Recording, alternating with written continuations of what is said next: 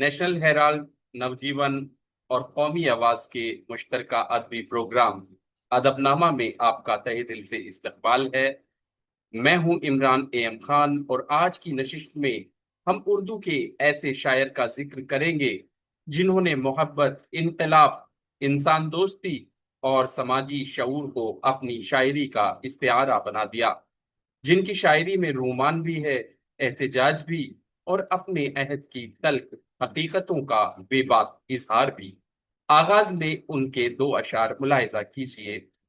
دنیا نے تجربات و حوادث کی شکل میں جو کچھ مجھے دیا ہے وہ لوٹا رہا ہوں میں، اور ہم غم زدہ ہیں لائیں کہاں سے خوشی کے گیت، دیں گے وہی جو پائیں گے اس زندگی سے ہم۔ جی ہاں، آج کی نشست اردو کے ممتاز شاعر ساحر لدھیانوی کے نام، اور آج بھی ہمیشہ کی طرح ہمارے ساتھ موجود ہیں معروف شاعر، نہایت مقبول ناظم مشاعرہ اور اردو ادب کے گہرے شناسہ معین شاداب صاحب۔ شاداب صاحب، ادب نامہ میں آپ کا دل کی گہرائیوں سے خیر مقدم ہے۔ بہت شکریہ بھائی۔ سب سے پہلے آپ سے گزارش ہے کہ ساحر لدھیانوی کی ابتدائی زندگی، خاندانی پس منظر اور تعلیم و تربیت کے بارے میں ہمارے ناظرین کو بتائیے۔ جی، عبدالحی ساحر لدھیانوی، جس طرح ان کے نام کا حصہ ہے لدھیانوی، تو پنجاب کے لدھیانہ سے ان کا تعلق تھا۔ ان کے والد جاگیردار تھے جن کا نام تھا چودھری فضل محمد صاحب، لیکن ان کی زندگی، یعنی ان کی جو والدہ تھی سردار بیگم صاحبہ، علیحدہ ان کو رہنا پڑا اپنے شوہر سے، لیکن ان کی والدہ بڑی باہمت اور بڑی خوددار قسم کی خاتون تھی، اور مشکلات سے لڑنا جانتی تھی، اور انہی حالات میں انہوں نے اپنے بیٹے کی پرورش کی۔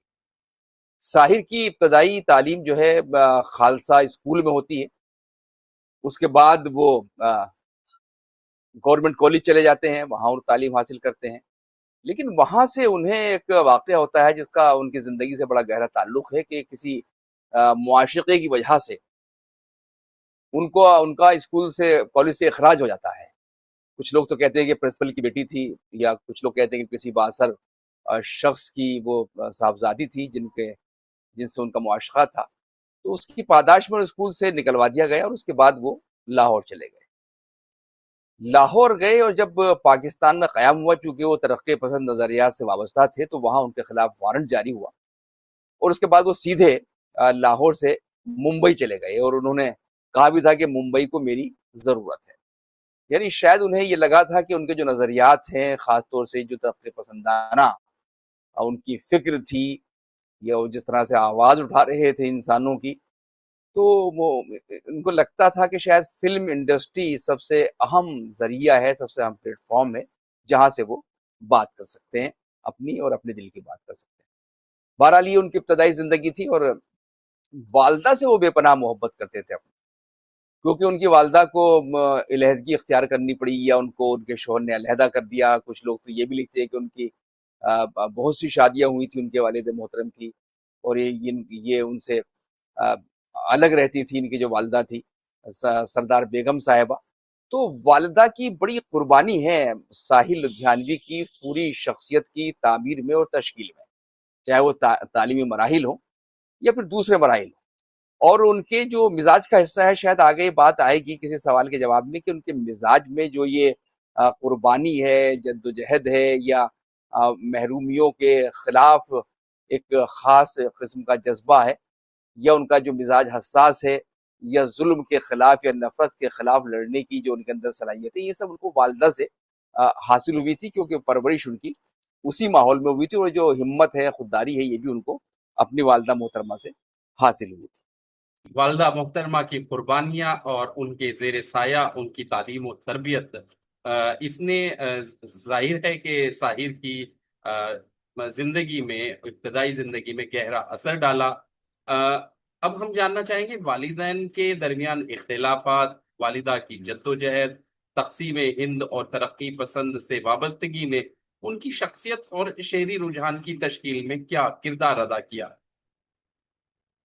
جی بالکل، جو چیزیں آپ نے اپنے سوال کے دوران اٹھائی ہیں کہ ان کی والدہ کی تربیت یا تقسیم ہند کا واقعہ یا اور دیگر جو ان کی زندگی ہے جس میں خاص طور سے ترقی پسندی ہے، اور اس وقت جنگ آزادی بھی چل رہی تھی، تو ان تمام چیزوں کا ساحل لدھیانوی کی شخصیت پر ایک بڑا گہرا اثر ہے۔ بلکہ ساحر کی جو پوری شخصیت ہے، جو ان کی شعری شخصیت ہے، جو ان کا فکری نظام ہے، وہ تمام انہی چیزوں کے ارد گرد گھومتا ہے۔ یعنی ان کو بے گھر ہونے کا قصہ ان کے ہاں ملتا ہے، بے گھری جو ان کو حاصل ہوئی ہے اپنی والدہ کے ساتھ، وہ الگ رہے۔ پھر تقسیم ہند کے جو سانحات تھے، تقسیم کے بعد جو فرقہ وارانہ فسادات پھوٹے تھے، تو اس میں جو ان کا حساس دل تھا، وہ ایک انسان دوستی کی بات کرنے والا جو جذبہ تھا، یہ ان کا آزادی کے بعد کے جو فسادات تھے اور اس میں جس طرح نقصانات ہو رہا تھا لوگوں کا، اور ان کا حساس دل اس کو محسوس کر رہا تھا، یہ جذبہ وہاں سے ان کے یہاں آتا ہے، یہیں سے امن کا جذبہ آتا ہے، سماجی شعور پیدا ہوتا ہے ان کے یہاں آزادی کی جد و جہد کے دوران، اور انقلابی فکر ان کے بچپن سے تھی، اور ظاہر ہے کہ وہ کالج کے زمانے میں بھی شاعری کرنے لگے تھے، تو یہ انقلابی فکر ان کی شخصیت کا حصہ ہے۔ دوسری بات، ان کے یہاں محبت ملتی ہے، غربت ملتی ہے، جنگ کا میں نے ذکر کیا، جنگ ملتی ہے، محرومیاں ملتی ہیں، احتجاج ملتا ہے، تو یہ انہی تمام عوامل کا اثر جو ہے ہم ان کی شاعری پر محسوس کر سکتے ہیں۔ یعنی اگر ہم محبت کی بات کریں تو والدہ سے ان کو جو محبت حاصل ہوئی، اس کا تمام تر اثر جو ہے ان کی شاعری پر ہمیں دیکھنے کو ملتا ہے۔ اور دوسری بات یہ ہے کہ وہ اپنے والد سے، اپنی والدہ کے ساتھ جو ان کا سلوک تھا ان کے والد کا، اس کی وجہ سے وہ اپنے والد سے بہت نفرت کرتے تھے ظاہر، اور یہیں سے ان کے ہاں جو عورت کا ایک باوقار مقام ہے یا عورت کا جو حق ہے، اس کی اس کی ایک چنگاری بھی پھوٹتی ہے، جو بعد میں ایک شعلہ بن جاتی ہے، اور بے شمار نظمیں ہیں شاعر کی جس میں خواتین کے مقام کی بات کی گئی ہے۔ تو یہ تمام چیزیں، محبت، سماجی شعور، اور عشق، نہ صرف کسی فرد سے بلکہ اپنے پورے معاشرے سے عشق، یہ سب وہی عوامل ہیں جن کا آپ نے ذکر کیا ہے، جس میں ان کے والد سے جدائی، والدہ سے محبت، اور یہ جنگ آزادی کا دور اور ترقی پسند رجحانات۔ آپ نے ساحر صاحب کے شعری رجحان کی تشکیل اور ان کی شاعری کے چند جو موضوع ہیں نمایاں، ان کو آپ نے بیان کیا۔ اب ہم جاننا چاہیں گے ان کے لہجے، موضوعات، زبان اور اسلوب کو آپ کس طرح دیکھتے ہیں؟ جی جی بالکل، یہ ان کی کئی کئی خوبیاں ہیں، ان کے لہجے کی خوبی ہے، ان کی فکر کی خوبی ہے، اور ان کا جو ایک سماجی شعور ہے جو کس طرح سے ان کی شاعری میں آتا ہے۔ تو جس طرح ہم نے ابھی پچھلے سوال کے جواب میں بات کی کہ محبت اور سماجی شعور اور معاشرے کی حقیقت سے جڑا ہوا ایک عشق جو کسی فرد کا مسئلہ نہیں ہے، یہ ان کی شاعری کے لہجے میں در آیا ہے۔ لہجے میں شائستگی ہے ساحل لدھیانوی کے یہاں، ان کے یہاں درد ہے، اور احتجاج بھی ایک بڑی خوبصورتی کے ساتھ ان کے یہاں آتا ہے، کسی بلند بانگ نعرے کی طرح نہیں آتا ہے، اور بلکہ دلیل کے ساتھ ان کے احتجاج آتا ہے ساحل لدھیانوی کے یہاں۔ زبان سادہ ہے، رواں ہے، عام فہم ہے، لیکن اس میں گہری معنویت ہے۔ یعنی آپ ساحر کا کوئی بھی شعر پڑھیں تو بظاہر بہت سادہ لگے گا، لیکن اس کے پیچھے جو معنی اور مفاہیم کی پرتیں ہیں، جب وہ کھلتی ہیں تو اندازہ ہوتا ہے کہ شاعر کتنی گہرائی سے سوچ رہا ہے، کتنی شدت کے ساتھ سوچ رہا ہے۔ محبت جس طرح ذکر ہوا کہ عورت کا احترام ان کے لہجے کو ایک وقار عطا کرتا ہے، اور یہ وہی والدہ کی، جس طرح انہوں نے والدہ کی صورتحال دیکھی، ان کو درد میں دیکھا، سماج سے جوجھتے ہوئے دیکھا، جبر دیکھا اپنی والدہ پر ہوتا ہوا، تو اس کے رد عمل کے طور پر ان کے یہاں عورت سے محبت ملتی ہے، خاص قسم کی محبت ملتی ہے۔ دوسری بات، جنگ ان کا ایک بڑا اہم موضوع ہے جو ان کے لہجے کو استوار کرتا ہے۔ یعنی اگر ہم ساحر پر بات کریں گے تو اگر محبت کی بات کریں گے، عشق کی بات کریں گے، سماجی شعور کی بات کریں گے، تو جنگ کا قصہ بیان کیے بغیر ہم ساحر کے لہجے کو، ان کے انداز کو، ان کی شاعری کو نہیں سمجھ سکتے ہیں۔ اور اسی جنگ کے ساتھ ساتھ سرمایہ دارہ نظام کے خلاف بھی ان کے ایک بڑی احتجاج کی لہر ملتی ہے۔ یعنی وہ استحصال پر، سماج کے کسی فرد پر بھی کسی قسم کا استحصال ہو رہا ہے، اس کے خلاف وہ آواز بلند کرتے ہیں، اور گویا ان کی پوری شاعری جو ہے امن عالم کا ایک نمونہ پیش کرتی ہے، امن عالم کا تصور پیش کرتی ہے۔ تو ہم گویا یہ کہہ سکتے ہیں ان کے اگر لہجے پر بات کریں، ان کی فکر پر بات کریں کہ یا ان کی شاعری کی نمایاں خصوصیات پر بات کریں کہ ان کے یہاں رومانی احساس اور سماجی حقیقت نگاری، یہ دونوں چیزیں ان کے لہجے کو ان کا لہجہ بنا دیتی ہیں، جس سے ساحر پہچانے جاتے ہیں۔ جی، آپ نے جس طرح بیان کیا کہ ساحر صاحب کی شاعری میں انقلاب ہے، رومان ہے، اور جنگ کی مخالفت بھی کہیں نہ کہیں نظر آتی ہے، اب ہم جاننا چاہیں گے کہ وہ اپنے ہم عصروں کے مقابلے میں ان کی انفرادیت کن حوالوں سے نمایاں نظر آتی ہے؟ ہاں دیکھیے، ان کے جو معاصرین میں خاص طور سے جو بڑے نام تھے، فیض ہیں اس میں، مجروح ہیں، اور کیفی اور جانثار اختر ہیں، یہ سب اسی ترقی پسند عہد کی پیداوار ہیں، اور سب ترقی پسند شعراء میں ان کا شمار ہوتا ہے، بلکہ ستون مانے جاتے ہیں۔ لیکن ان کے اور ساحر کے درمیان یہی ایک فرق ہے جس کا ذکر ہم نے ابھی پچھلے سوال کے آخری ایک دو جملوں میں کیا تھا، کہ ان کے ہاں جو رومانی احساس جس کی ہم نے بات کی تھی، اور حقیقت نگاری کی بات کی تھی، تو ان دونوں رویوں کے درمیان جو توازن ہے وہ دراصل ساحر کو ان اپنے معاصرین سے مختلف کرتا ہے۔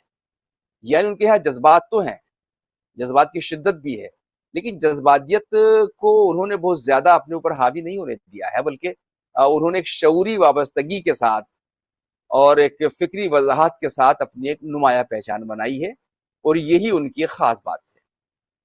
دوسری بات، بہت سے جو فلموں میں لکھنے والے تھے، میں کسی کا نام نہیں لے رہا، ان کے مقابلے جو ساحر ہیں وہ اس لیے بھی پسند کیے جاتے ہیں، اس لیے بھی ان کا نام ذرا زیادہ روشن کیا کہ یہاں انہوں نے ادب کے ساتھ کبھی کوئی سمجھوتا نہیں کیا۔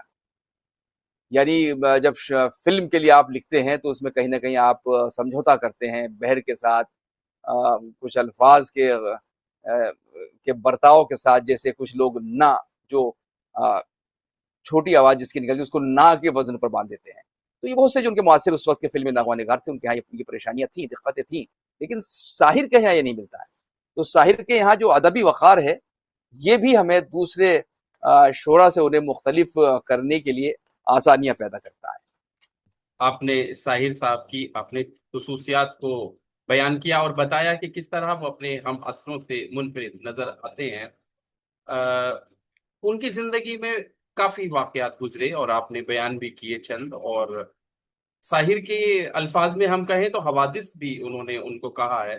تو شاداب صاحب، آپ سے گزارش ہے کہ ساحر لدھیانوی کی زندگی کا کوئی ایسا واقعہ، یادگار لمحہ یا دلچسپ قصہ بیان کیجیے جو ان کی شخصیت، مزاج، خودداری یا نظریاتی وابستگی کو بہتر انداز میں سمجھنے میں ہماری مدد کرے۔ آپ نے بالکل صحیح کہا کہ ان کی زندگی تو واقعہ سے بھری ہوئی ہے۔ یعنی ان کے بچپن سے لے کر اور ان کے آخری وقت تک ایسے بہت سے واقعات ہیں کہ جو ساحر کو سمجھنے میں یا ساحر کی شاعری اور اس کے رجحانات کو سمجھنے میں ہماری مدد کرتے ہیں، یا ساحر کی شخصیت کا جو غیر معمولی ایک روپ ہے وہ ہمارے سامنے آتا ہے۔ تو بچپن سے جس طرح بچپن کی زندگی گزاری انہوں نے، اور یہ بھی کہا جاتا ہے کہ ساحر نے معاشقے بہت کیے تھے اور زیادہ تر ان کی ساری محبتیں ناکام تھیں۔ یعنی اس واقعے سے پہلے جس کا میں نے ذکر کیا تھا، اس کالج کا، جس میں ان کو وہاں سے ان کو خارج کیا گیا تھا، ایکسپیل کیا گیا تھا کالج سے، اس کے علاوہ بھی ان کو بہت سے معاشرے ملتے ہیں جو ناکام رہے۔ تو یہ جو ساحر کی بہت سی چیزیں ہیں، اب جیسے ان کے تخلص کا معاملہ ہے، یہ واقعہ بھی میں آپ کو سناتا ہوں، اور بڑا دلچسپ واقعہ ہے کہ وہ جب فیاض ہریانوی صاحب سے عربی کی تعلیم حاصل کر رہے تھے تو انہوں نے اس وقت ایک نظم کہی تھی، طالب علم تھے، اور وہ نظم انہوں نے اپنے فیاض ہریانوی صاحب کو دکھائی کہ صاحب ذرا دیکھیں، اور ایک دوست کے ذریعے بھجوائی، ورنہ ان کی ہمت بھی نہیں ہو رہی تھی یا ایک تکلف وابستہ تھا۔ تو استاد نے نظم دیکھ کر کہا کہ اشعار موضوع ہے لیکن نظم معمولی ہے۔ لیکن اس میں معمولی یا غیر معمولی کا مسئلہ ہی نہیں تھا، بلکہ موضوع تھی نظم، یعنی نظم میٹر کے تقاضے پورے کر رہی تھی، بحر میں تھی۔ تو یہ ساحر کے لیے ایک بڑی خوشی کا مقام تھا، بڑا مسرت کا مقام تھا، اور بس اس کے بعد انہوں نے ان کے اندر کانفیڈنس پیدا ہوا کہ میں شاعری کر سکتا ہوں بحر میں۔ اس کے بعد تخلص کا مسئلہ آیا کہ وہ تخلص کیا رکھے۔ ان کا نام عبدالحی تھا، عبدالحی کے نام سے وہ لکھا کرتے تھے، عبدالحی کے نام سے ہی مشہور تھے۔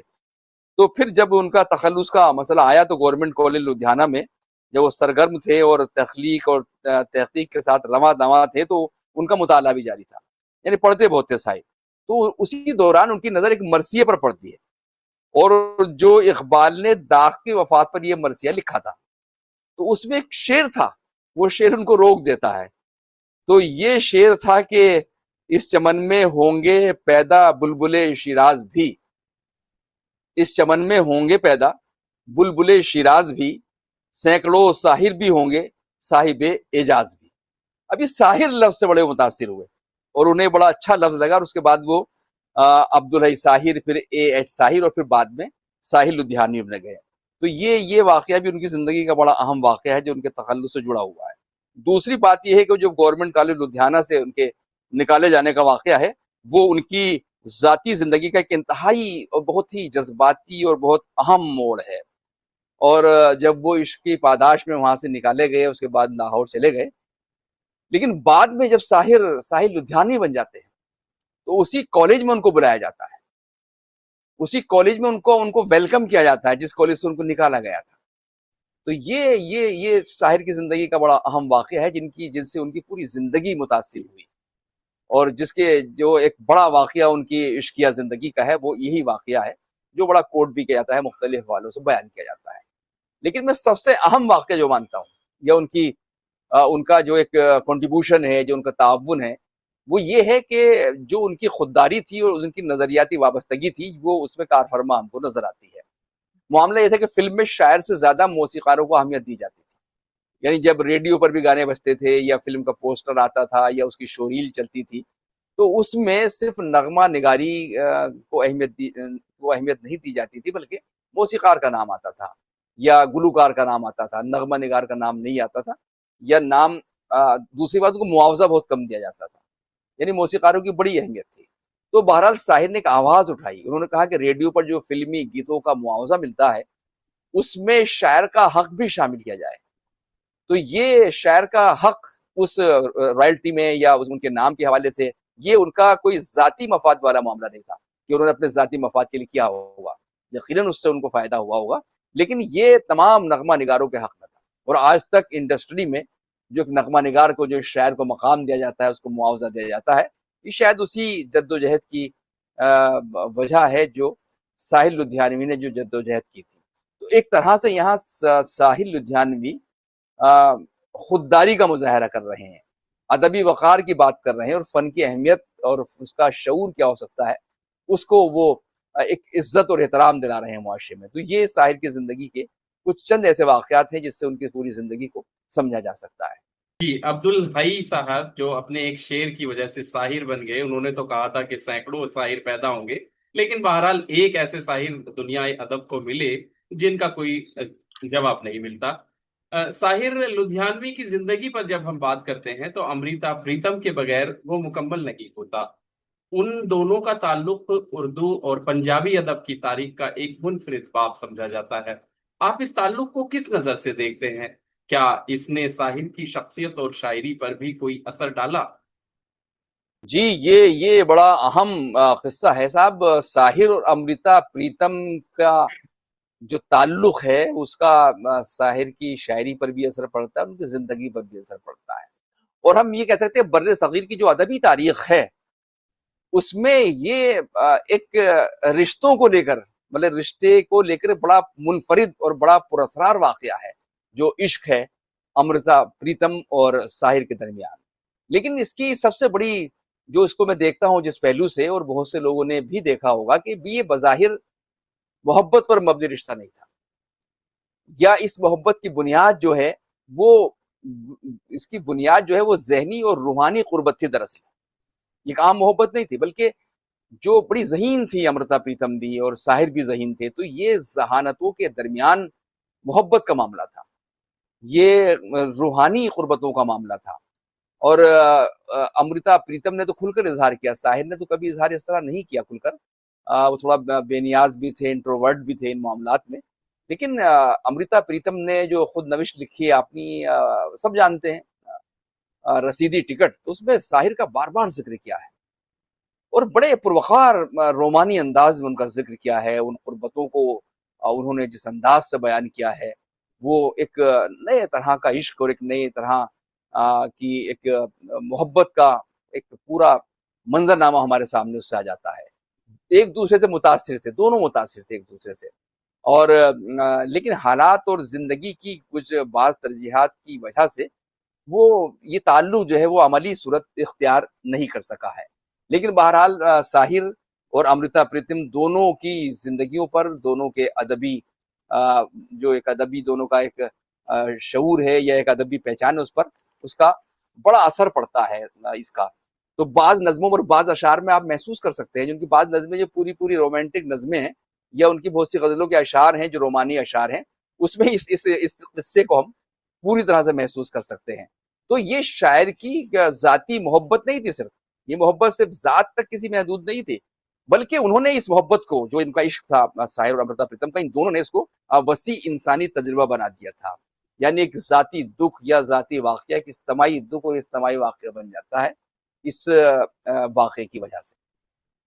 طاہر لدھیانوی نے فلمی نغمہ نگاری کو بھی ایک نیا ادبی وقار عطا کیا.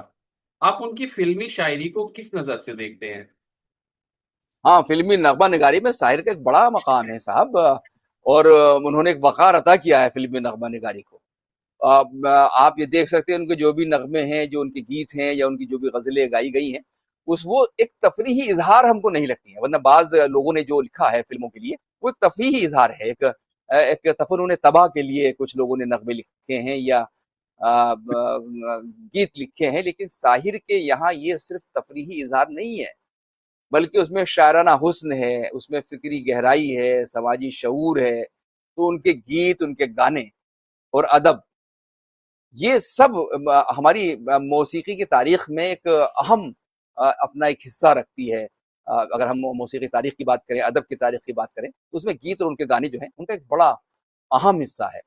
اب دیکھیے کیا کیا گانے انہوں نے لکھ دیے ہیں صاحب، مطلب بڑے امر ہیں ان کے تو درجنوں گانے ہیں، بلکہ پچاسوں سینکڑوں گانے ہیں جو مقبول عام ہے. یہ دنیا اگر مل بھی جائے تو کیا ہے، جو شاعر کی پہچان ہے، جو گانے ان میں شامل ہے. جنہیں ناز ہے ہند پر وہ کہاں ہے، میں زندگی کا ساتھ نبھاتا چلا گیا، کبھی کبھی میرے دل میں خیال آتا ہے. تو ایسی بہت سی بہترین مثالیں ہیں جو ساحر کی فلمی نغمہ نگاری کے حوالے سے ہم پیش کر سکتے ہیں. تو بہرحال میں یہ بات کہہ سکتا ہوں کہ فلمی نغمہ نگاری نے بھی ساحر کی عظمت میں اضافہ کیا ہے. کچھ لوگوں کی عظمت گھٹ جاتی ہے فلمی دنیا میں جا کر گیت لکھ کر، لیکن ساحر ان شاعروں میں شمار ہیں کہ جن کا قد بڑھتا ہے، جن کی عظمت بڑھتی ہے فلمی گانے لکھنے کے بعد، اور ان کا ادبی مقام اس سے متاثر نہیں ہوتا، بلکہ اس سے مزید بلند و مستحکم ہوتا چلا جاتا ہے. جی، فلمی نغمہ نگاری کے ساتھ اردو ادب کے ساتھ انہوں نے جو توازن قائم کیا، اسی پر اگلا سوال کہ ساحر لدھیانوی کی ادبی خدمات اور اردو شاعری میں ان کے مقام کو آپ کس طرح تعین کرتے ہیں، اور بطور شاعر ان کی خدمات کو آپ کس تناظر میں دیکھتے ہیں، اور نئی نسل ان کے فن سے کیا سیکھ سکتی ہے؟ جی بالکل، بیسویں صدی کے اہم شعراء میں شمار ہوتا ہے ساحر لدھیانوی کا. اگر آپ سخت سے سخت ترین انتخاب بھی کریں گے تو ساحر اس میں شامل ہوں گے.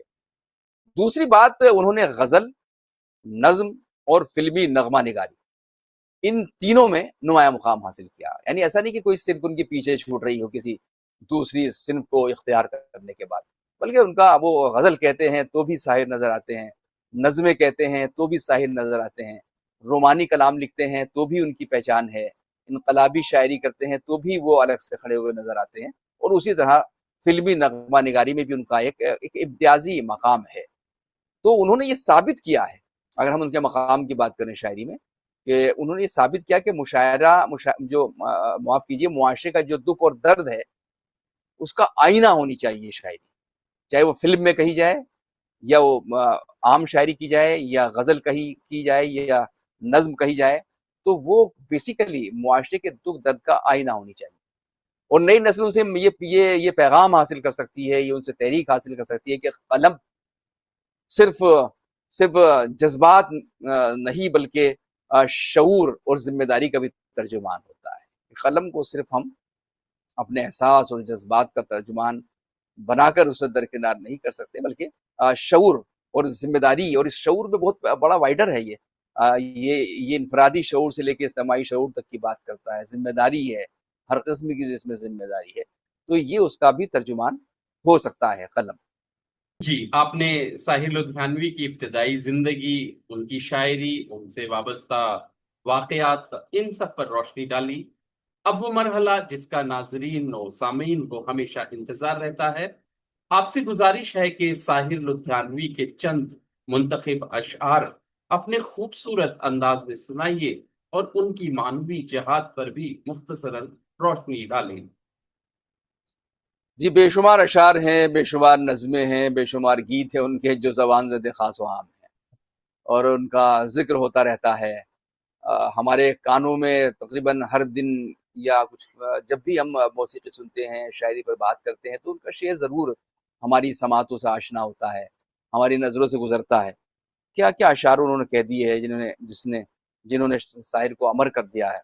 दुनिया ने तजरबात व हवादिस की शक्ल में, ये तो पूरा एक शायरी का को समझने का एक ज़रिया है शेर तो, कि शायर क्या कर सकता है एक अच्छा शायर। दुनिया ने तजरबात व हवादिस की शक्ल में जो कुछ मुझे दिया है, वो लौटा रहा हूँ। जो कुछ मुझे दिया है, वो लौटा रहा हूँ। अब यहाँ भी देखिए शायर वही बात कर रहा है कि समाज का आईना होती है शायर। जो हासिल करता है, वो ही अपने समाज तक पहुँचाता है। तो एक नई तरह की एक तारीफ, डेफिनिशन जो है वो साहिल लिख रहे हैं शायरी की।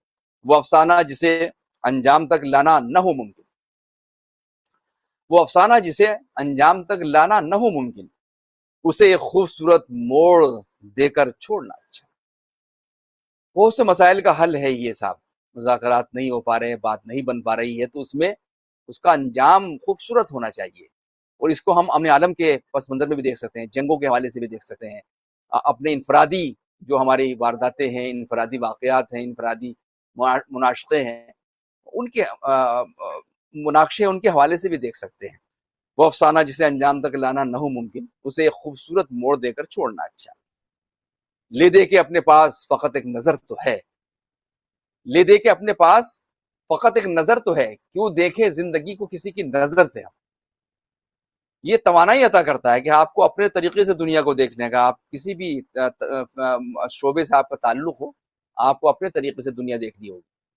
माना कि इस ज़मी को ना गुलज़ार कर सके, माना कि इस ज़मी को ना गुलज़ार कर सके, कुछ ख़ार कम तो कर गए गुज़रे जिधर से हम। ये एक बड़ा पॉजिटिव, बड़ा मुस्बत पहलू है कि आप कुछ ना कुछ करके जाते हैं समाज के लिए, चाहे उसको उसकी अहमियत हो या ना हो, लेकिन उसकी अहमियत बहरहाल अगर गौर किया जाए तो होती है। हजार बर्फ गिरे लाख आंधियां आए, हजार बर्फ गिरे लाख आंधियां आए, वो फूल खिलके रहेंगे जो खिलने वाले हैं, वो फूल खिलके रहेंगे जो खिलने वाले हैं। ये भी हमें एक हौसला देता है, जिंदगी देता है। अब देखिए साहब, कुछ रोमानी अशार जो सिर्फ इश्किया ताल्लुक नहीं बल्कि आम समाजी ताल्लुक को भी पेश करते हैं। चंद कलियां निशात की चुनकर मुद्दतों बहवे यास रहता हूँ, तेरा मिलना खुशी की बात सही, तुझसे मिलकर उदास रहता हूँ, तुझसे मिलकर उदास रहता हूँ। देखा है जिंदगी को कुछ इतने करीब से, जिंदगी से बड़ी शिकायत रही लोगों को, न सिर्फ शायरों को, अदीबों को, बल्कि आम इंसान को भी जिंदगी से बड़ी शिकायत है। और जिंदगी बड़ी सफाक भी होती है, हमेशा जिसे लड़ना पड़ता है आखिरी लम्हे तक।